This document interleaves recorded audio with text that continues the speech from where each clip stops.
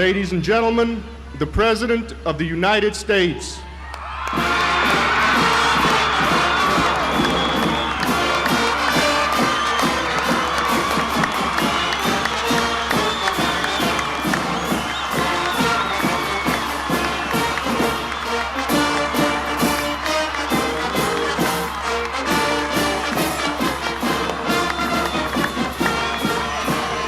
Four more years.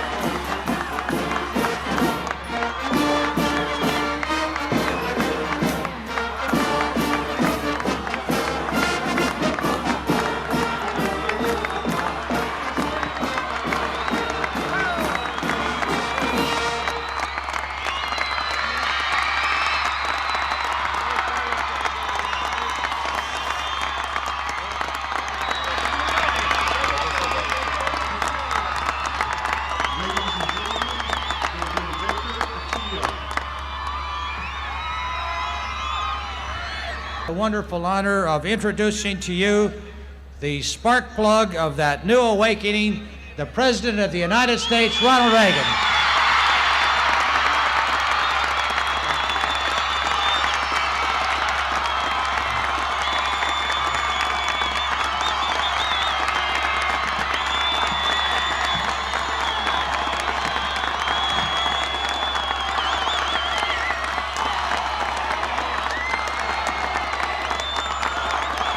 Thank you.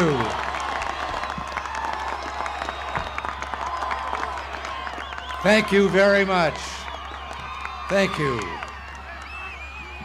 Well, thank you, Governor Atiyeh. Ladies and gentlemen here in the dais and all of you out there, thank you for a most heartwarming reception.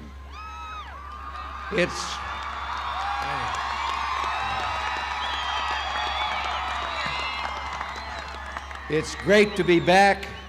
Great to be back in the beautiful state of Oregon, and it's great to be back in the proud town of Medford.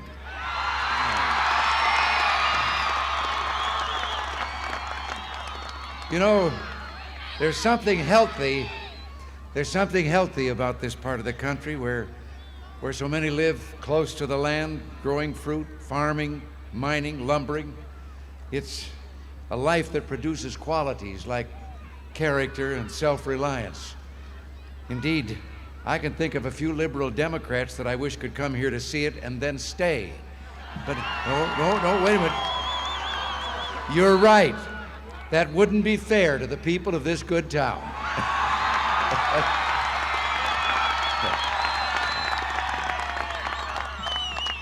But a special greeting to your outstanding governor, Vic Atiyeh, your fine senators Mark Hatfield and Bob Packwood, and to your skilled and dedicated members of the Congress, Bob Smith and Denny Smith. Believe me, we couldn't have accomplished all we have without the help of determined Republicans like Denny and Bob in the House and a Republican majority, including Mark and Bob, in the Senate. Recently, these fine members of the Congress played a central role in passing a vital piece of legislation the Timber Relief Bill.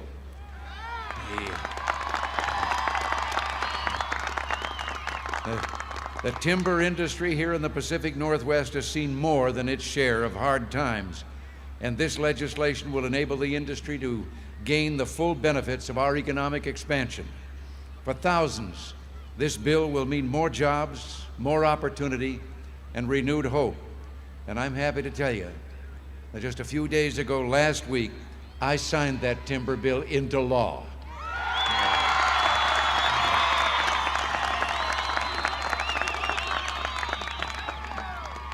You know, Abe Lincoln said that we must disenthrall ourselves with the past, and then we'll save our country. Well, 4 years ago, that's what we did. We made a great turn. We got out from under the thrall of a government which we'd hoped would make our lives better, but which wound up living our lives for us. The power of the federal government had over the decades created great chaos, economic chaos, social chaos, international chaos. Our leaders were adrift, rudderless, without a compass. 4 years ago, we began to navigate by certain fixed principles. Our North Star was freedom, and common sense were our constellations. We knew that economic freedom meant paying less of the American family's earnings to the government. And so we cut personal income tax rates by 25%.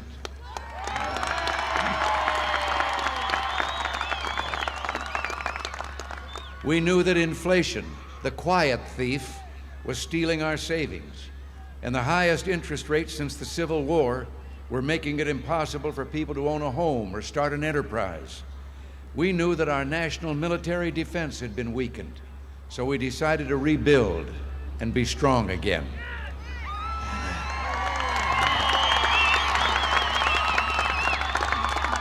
And this we knew would enhance the prospects for peace in the world. It was a second American Revolution, and it's only just begun.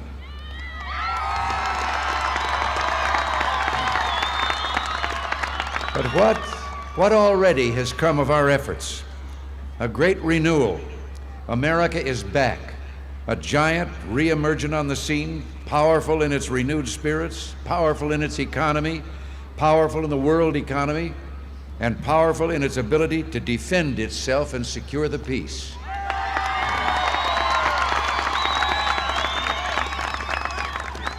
But now, 4 years after our efforts began, small voices in the night are sounding the call to go back. Go backward to the days of confusion and drift. And you're right. All right. And they would have us go back to the days of torpor, timidity, and taxes. Now, my opponent this year is known to you, but perhaps we can gain greater insight into his leadership abilities and his philosophy if we take a look at his record. To begin with, his grasp of economics is well demonstrated by his economic predictions. Just before we took office, my opponent said that our economic program is, quote, obviously murderously inflationary. Now that was just before we lowered inflation from above 12% to 4%.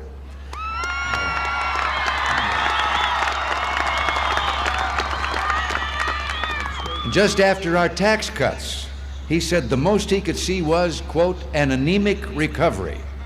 That was before our economy created more than 6 million new jobs in 21 months, and just before nearly 900,000 businesses were incorporated in less than a year and a half.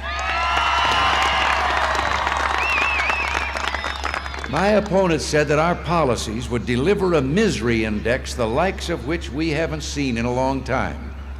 And there was some truth in that. You know, you get the misery index by adding the rate of unemployment to the rate of inflation. And they invented that for the 1976 campaign. And they said that Jerry Ford had no right to seek re-election because his misery index was all of 12.6. Now, they didn't mention the misery index in the 1980 election because it had gone up to more than 20. And they aren't talking too much about it in this campaign because it's down to 11.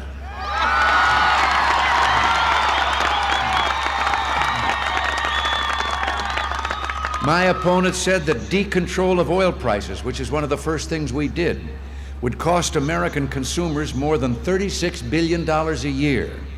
Well, we decontrolled oil prices, and the price of gas went down 8 cents a gallon, and they're still headed down. Now, you know, it's just occurred to me that maybe all we have to do to get the economy in absolutely perfect shape is to get my opponent to predict absolute disaster. He says he cares about the middle class. Yeah, but he boasts, I have consistently supported legislation time after time which increases taxes on my own constituents. Doesn't that make you want to be a constituent of his? No, he's no doubt proud of the fact that he voted 16 times as a United States Senator to raise your taxes. And this year he's outdone himself. He's already promised, of course, to raise your taxes, but if he is to keep all the promises he's made to this group and that, we will have to raise taxes by the equivalent of $1,890 per household. That's more than $150 a month. It's like having a second mortgage. And after the Mondale mortgage, we'd be sure to see more than a few foreclosures. His economic plan has two basic parts. Raise your taxes, then raise them again. But I got news for him. The American people don't want his tax increases, and he isn't going to get his tax increases.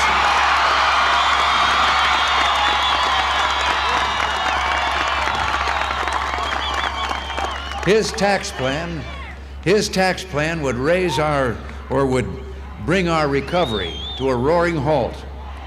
But I'll give it this. His plan did give me an idea for Halloween. If I could find a way to dress up as his tax program, I could scare the devil out of all the neighbors.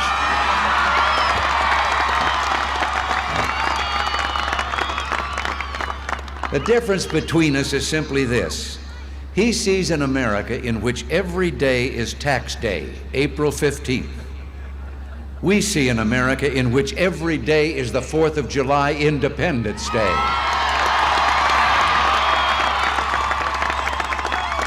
What we want is to lower your and everybody else's taxes so that your families will be stronger, our economy will be stronger, and America will be stronger. But I'm not finished here.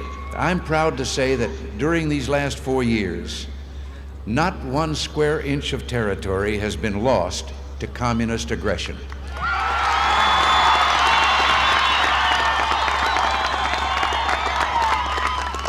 And the United States is more secure than we were 4 years ago.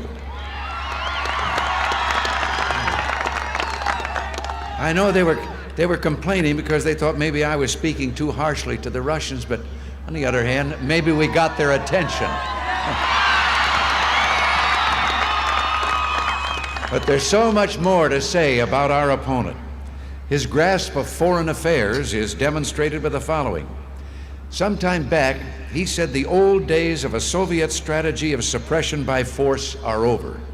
And that was just before the Soviets invaded Czechoslovakia. And after they invaded Afghanistan, he said, it just baffles me why the Soviets these last few years have behaved as they have. But then there's so much that baffles him.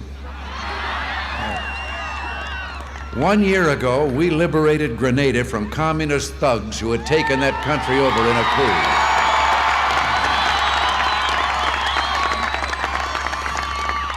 And my opponent called what we did a violation of international law that erodes our moral authority to criticize the Soviet invasion of Afghanistan. Well, still I'll say this, his administration did mete out strong punishment after Afghanistan. Unfortunately, they punished the American farmer, not the Soviet Union. My opponent supported the grain embargo and spoke out for it often. He even questioned the patriotism of a senator from his own party when that senator called that embargo just what it was: unworkable and unfair. Now he seems to have changed his tune. He says he privately opposed the embargo, very privately. As a matter of fact, he has in the last several months claimed that he opposed a number of the administration's policies when he was vice president. But as Jody Powell, who was also in that administration, said, quote, "I guess I was out of the room every time it happened." After the Sandinista revolution in Nicaragua, Mr. Mondale praised it, saying, "Winds of democratic progress are stirring where they have long been stifled." But we know that the Sandinistas immediately began to persecute the genuine believers in democracy and to export terror. They went on to slaughter the Mosquito Indians, abuse and deport church leaders, slander the Pope, and move to kill free speech. So why isn't my opponent speaking out now about those winds of democracy? More recently, he failed to repudiate the Reverend Jesse Jackson when he went to Havana, stood with Fidel Castro and cried, "Long live Cuba, long live President Fidel Castro, long live Che Guevara." I could say of his economic program that he will either have to break his promises or break the bank, but I won't say it because Senator John Glenn, a Democrat, already has said it. I could call his economic program a collection of old and tired ideas held together by paralyzing commitments to special interest groups. But I won't, because Senator Gary Hart, a Democrat, has already said that. I could predict that he will create deficits more than twice what they are now, but I won't, because Senator Fritz Hollings, a Democrat, has already said that. Now, if on political issues my opponent dares to be wrong, on domestic policy issues he has the courage to be cautious. A line item veto to help control wild government spending. No, he says that's not part of the liberal agenda. Well, as governor of California, I had a line item veto. Your governor has a line item veto. 42 other governors in the United States have a line item veto. And you know something? It works. And it would work at the federal level if we can get them off the dime and get it. He's long opposed enterprise zones to help the most economically troubled neighborhoods in the country. But then a few weeks ago he said he's for them. Well, if he's for them, why doesn't he ask his friend Tip O'Neill to stop blocking the enterprise zone bill, which is buried in a committee of the House of which he is the Speaker?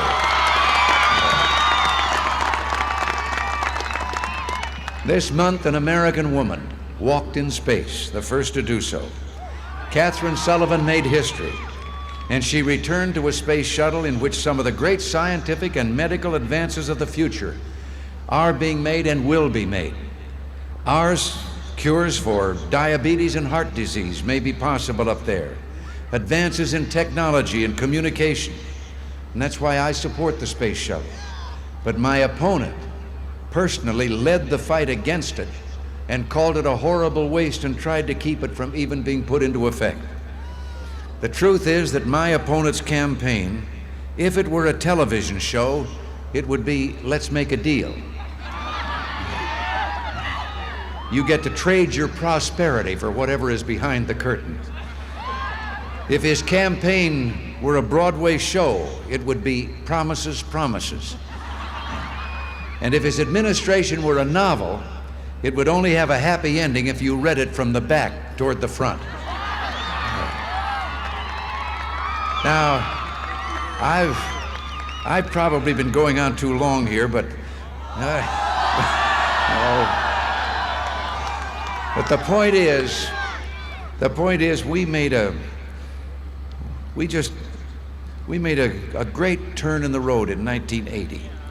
And we were right to take command of the ship, stop its aimless drift, and get moving again. And we were right when we stopped sending out SOS and started saying USA again.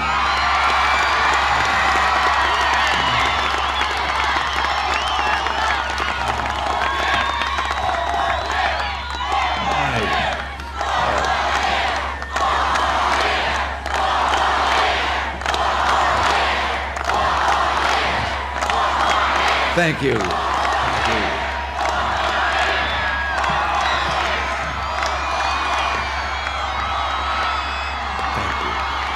Well, you talked me into it.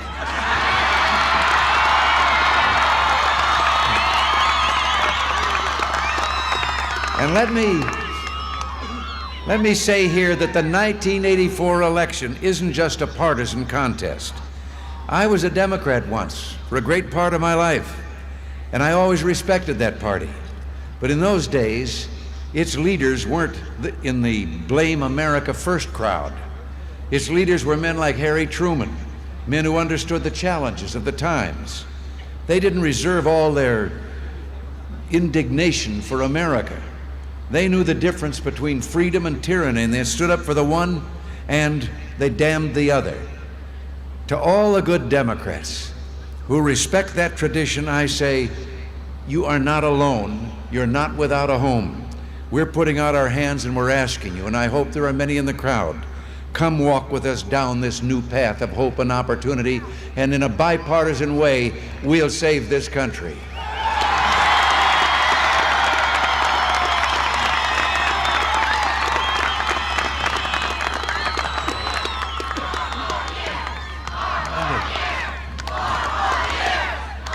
Thank you. All right. Okay.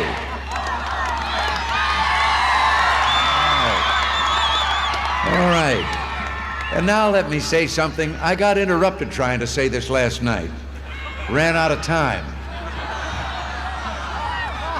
To the young people of our country.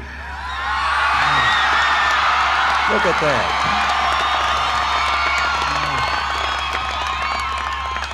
Let me say that nothing has touched our hearts more than your wonderful support all across this country.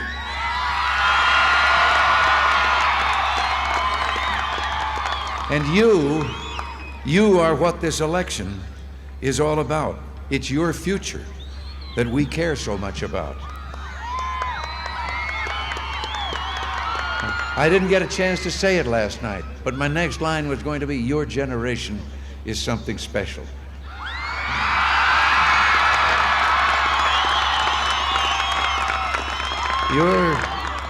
You're truly something new on the scene.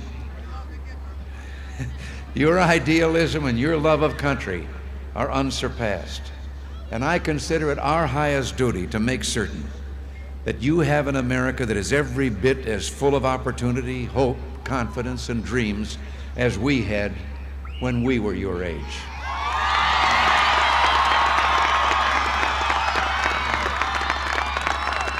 All of us together are part of a great revolution, and it's only just begun. We'll never stop. America will never stop. We'll never give up on our special mission. There are new worlds on the horizon, and we're not going to stop until we all get there together. America's best days are yet to come. You ain't seen nothing yet.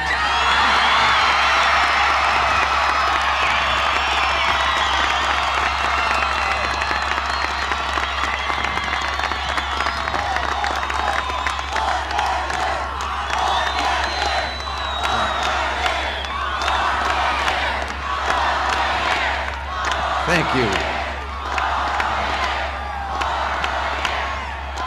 Thank you all very much. Thank you for your wonderful hospitality and the warmth of your greeting. Thank you for your support, and God bless you. Thank you very much.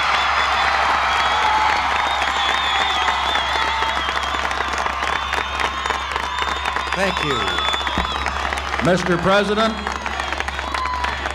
President, we here in Reagan country, Southern Oregon, would like to show you our affection with a genuine Oregon bear hug.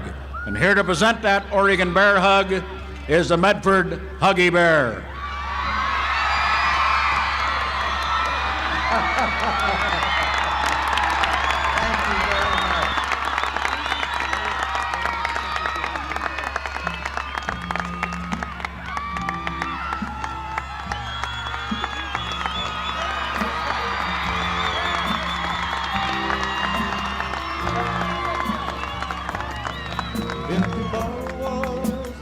things were gone. I worked for all my life, and I had to start again with just my children and my wife.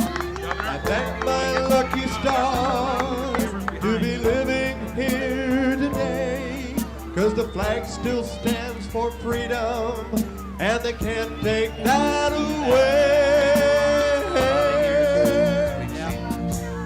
And I'm proud to be an American, where at least I know I'm free. And I won't forget the men who died, gave that right to me. And I gladly stand up next to you and defend her still today.